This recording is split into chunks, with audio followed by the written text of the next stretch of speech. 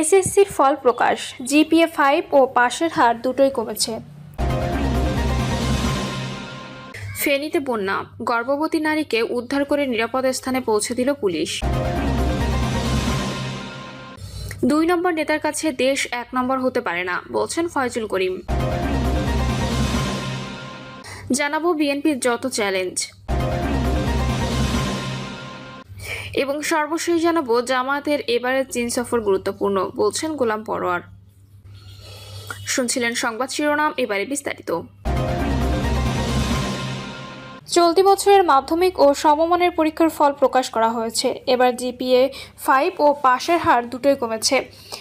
বৃহস্পতিবার দুপুরে শিক্ষা মন্ত্রণালয় ও ফল প্রকাশ করে। ফল বিশ্লেষণে দেখা গেছে এবারে পাশের হার 68.45।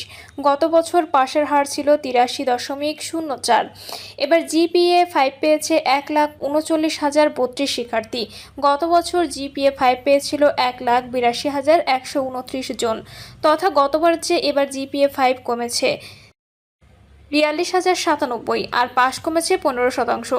এবার ফল প্রকাশ উপলক্ষে আনুষ্ঠানিকতা রাখা হয়নি। শিক্ষা বোর্ডগুলো আলাদাভাবে ফল প্রকাশ করেছে। ফেনীতে বন্যা, গর্ভবতী নারীকে উদ্ধার করে নিরাপদ স্থানে পৌঁছে দিল পুলিশ। ভারী বৃষ্টিপাত ও ভারতের উজানের পানিতে ফেনীর পরশুরাম ও ফুলগাজী উপজেলায় বন্যা নিয়ন্ত্রণ বাঁধ ভেঙে প্লাবিত হচ্ছে বিস্তীর্ণ এলাকা। বন্যায় আটকে পড়া মানুষদের উদ্ধার করে নিরাপদ আশ্রয় কেন্দ্রে পৌঁছে দিয়েছে পুলিশ। পুলিশ জানায়, পরশুরামের বন্যা দুর্গত এলাকায় গর্ভবতী এক নারী আটকে পড়ার খবর পেয়ে পুলিশ তাকে উদ্ধার করে নিরাপদ স্থানে পৌঁছে দেয়। ফুলগাজীতেও বন্যায় আটকে পড়া মানুষদের উদ্ধার করে নিরাপদ আশ্রয় কেন্দ্রে পৌঁছে দিয়েছে পুলিশ। এছাড়া বন্যা দুর্গত এলাকায় ত্রাণ ও উদ্ধার তৎপরতা অব্যাহত রেখেছে। এরই মধ্যে বন্যা দুর্গত বিভিন্ন এলাকায় শুকনো ও রান্না করা খাবার সহ বিভিন্ন বিশুদ্ধ পানি বিতরণ করেছে তারা। ফেনীর পুলিশ সুপার মোহাম্মদ হাবিবুর রহমান বলেন, বন্যা পরিস্থিতি স্বাভাবিক না হওয়া পর্যন্ত ফেনী জেলা পুলিশের উদ্ধার তৎপরতা, ত্রাণ বিতরণ সহ অন্যান্য কার্যক্রম অব্যাহত থাকবে। ভারী বৃষ্টিপাত ও ভারতের উজানের পানিতে রাতে মুহুরী ও সিলোনিয়া নদীর বন্যা নিয়ন্ত্রণ বাঁধের অন্তত 15টি স্থান ভেঙে পানিবন্দী হয়ে পড়ে 20,000 মানুষ। এতে ফুলগাজী ও পরশুরাম উপজেলার বিস্তীর্ণ এলাকায় প্লাবিত হচ্ছে, ভোগান্তিতে পড়েছে হাজারো মানুষ। 2 নম্বর নেতার কাছে দেশ 1 নম্বর হতে পারে না, বলছেন ফয়জুল করিম।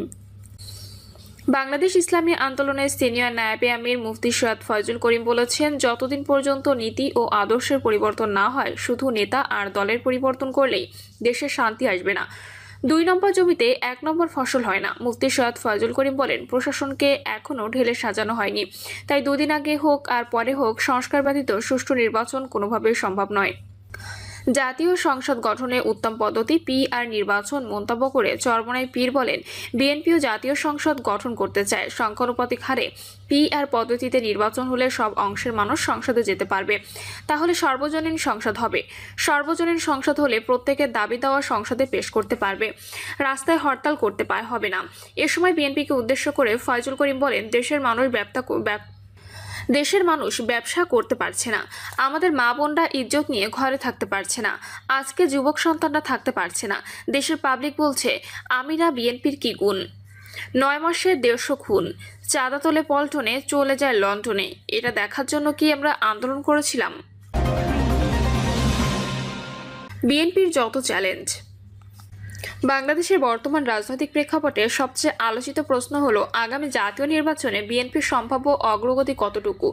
বিশেষ করে 2024 সালে জুলাইয়ে ঘটে যাওয়া গণ আন্দোলনের পর দেশে একটি অবাধ, নিরপেক্ষ ও প্রতিযোগিতামূলক নির্বাচনের আশা উকি দিচ্ছে, যার প্রেক্ষাপটে ওই প্রশ্নটি আরও তাৎপর্যপূর্ণ হয়ে উঠেছে। বিএনপির অনেক নেতা যেখানে প্রকাশ্যে 90% আসনে বিজয়ের আত্মবিশ্বাসের দাবি করেছেন, সেখানে নবাগত ছাত্র রাজনৈতিক দল এনসিপি নেতারা পাল্টা বিশ্লেষণ বলছেন, বিএনপি পরাজয়ের 50 থেকে 100টি আসন পেতে পারে। এই বিতর্কের মধ্যে রাজনৈতিক ব্যবস্থাপনা, সামাজিক বাস্তবতা এবং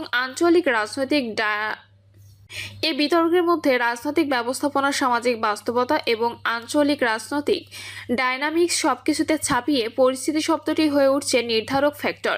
গত 28শে জুন চরমোনাই পীরের নেতৃত্বে ইসলামী আন্দোলন বাংলাদেশ আহ্বানের আয়োজিত মহাসমাবেশ জামায়াত ইসলামী জাতীয় নাগরিক পার্টি সহ কয়েকটি ইসলামপন্থী দল আনুপাতিক প্রতিনিধিত্বমূলক পদ্ধতির দাবি তোলে। যদিও বাংলাদেশের সাংবিধানিক কাঠামো ও নির্বাচন পরিচালনা প্রচলিত রীতির আলোকে এ পদ্ধতি এখনই বাস্তবায়নযোগ্য কিনা আলোচনার বিষয়, তথাপি এ প্রস্তাব একটি নতুন রাজনৈতিক ন্যারেটিভ তৈরি করার চেষ্টা বলেই বিবেচিত হচ্ছে। বিশেষ করে বিএনপির সুইং ভোটার বা নিরপেক্ষ ভোটারদের মনোজগতে একটি প্রভাব ফেলতেই এই কৌশল ব্যবহার হচ্ছে, এটি অস্বীকার করা যাবে না। এই প্রেক্ষাপটে বিএনপি তাদের অবস্থান স্পষ্ট করেছে। তারা ফার্স্ট পাস্ট দ্য পোস্ট ব্যবস্থাকে সমর্থন করছে এবং এটিকে তারা আন্তর্জাতিকভাবে স্বীকৃত, দ্রুত, ফলপ্রসূ ও প্রত্যক্ষ গণমতের প্রতিফলনকারী একটি ভোটিং মেকানিজম হিসেবে তুলে ধরছে। তাদের মতে এই ব্যবস্থার মাধ্যমে একটি গ্রহণযোগ্য ও সময়োপযোগী নির্বাচন সম্ভব। কিন্তু বাস্তব রাজনীতিতে আরও বড় প্রশ্ন দাঁড়ায়, যদি আওয়ামী লীগ নির্বাচন বর্জন করে কিংবা নির্বাচনী প্রক্রিয়ায় সক্রিয় অংশগ্রহণ না করে, তাহলে বিএনপির বিজয় কতটা অর্থবহ হবে এবং তারা আসলে কার সঙ্গে নির্বাচন করতে প্রস্তুত। রাজনৈতিক বিশ্লেষকদের মতে বিএনপির সামনে এখন সবচেয়ে গুরুত্বপূর্ণ কৌশলগত সিদ্ধান্ত হলো এনসিপি বা জামায়াতের মতো রাজনৈতিক শক্তিগুলোর সঙ্গে প্রকাশ্য জোট না গড়ে বরং আদর্শিকভাবে ঘনিষ্ঠ মধ্যপন্থী দলগুলোর সঙ্গে একটি গ্রহণযোগ্য নির্বাচন ভিত্তিক ঐক্য গড়ে তোলা। এতে যেমন দলটির ন্যাশনাল অ্যাকসেপ্টেবিলিটি অক্ষুণ্ণ থাকবে, তেমনি আনুপাতিক ভোট ব্যবস্থার নামে নির্বাচনী বিলম্বের মতো যে কোনো কৌশল মোকাবিলা করা সম্ভব হবে। এছাড়া তারেক রহমানের নেতৃত্বে বিএনপির অন্যতম চ্যালেঞ্জ হলো দলীয় শৃঙ্খলা ও মাঠ পর্যায়ে নিয়ন্ত্রণ। লন্ডন থেকে পরিচালিত এই রাজনৈতিক কাঠামো বাস্তব পরিস্থিতিতে কতটা কার্যকর হচ্ছে সে প্রশ্ন এখনও বহাল। দলের একাংশ কোন্দল, চাঁদাবাজি, এমনকি সহিংসতার অভিযোগ রয়েছে, যা বিএনপির রাজনৈতিক ভবিষ্যতের জন্য একটি বড় হুমকি হয়ে দাঁড়াতে পারে। বিশেষত তরুণ ভোটারদের মাঝে গঠিত হওয়া নতুন আশা ভরসার প্রেক্ষাপটে তথ্য বিশ্লেষণ করলে দেখা যায় 2008 সালে নির্বাচনে বিএনপি 32.5% ভোট পেয়েও মাত্র 30টি আসনে জয়লাভ করেছিল। অন্যদিকে আওয়ামী লীগ 48.4% ভোট পেয়েছিল 230টি আসন। এতে বোঝা যায় ভোটের শতকরা হার ও আসন প্রাপ্তির মধ্যে সরল সম্পর্ক নেই, বরং সুষ্ঠু নির্বাচনী ব্যবস্থাপনায় ফলাফল নির্ধারণে মুখ্য ভূমিকা রাখে। অতএব বিএনপি 90% আসনের প্রত্যাশা আপাত দৃষ্টিতে অতিরঞ্জিত বলে মনে হলেও 150 থেকে 170টি আসন পাওয়া অসম্ভব নয়, যদি নির্বাচন সত্যিকার অর্থে অবাধ ও নিরপেক্ষ হয়। এই মুহূর্তে বিএনপির সবচেয়ে বড় শক্তি হতে পারে একটি সাহসী রাজনৈতিক ন্যারেটিভ, যা দমননীতি সত্ত্বেও টিকে থাকার প্রতিচ্ছবি। তবে তা কেবল প্রতিরোধ নিয়ে নয়, দায়িত্বশীলতা, পরিকল্পনা ও অংশগ্রহণমুখী কৌশলের মাধ্যমে।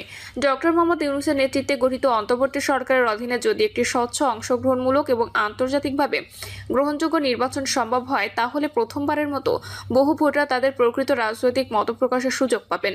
তখনই বোঝা যাবে বিএনপি কতটা জনপ্রিয়, আওয়ামী লীগ ছাড়া নির্বাচন কতটা অর্থবহ, জামায়াত ও এনসিপির বাস্তব উপস্থিতি কতখানি এবং নতুন প্রগতিশীল দলগুলোর গ্রহণযোগ্যতা আদৌ তৈরি হয়েছে কিনা। রাজনীতিতে গালভরা বক্তব্যের চেয়ে বেশি জরুরি হলো বাস্তব প্রস্তুতি, নীতিভিত্তিক অবস্থান এবং জনমুখী প্রতিশ্রুতি। কে কয়টি আসন পাবে বা কে জামানত হারাবে, এসব নিয়ে আলোচনা চলতেই থাকবে, কিন্তু শেষ পর্যন্ত সিদ্ধান্ত দেবে জনগণ ব্যালটের মাধ্যমে।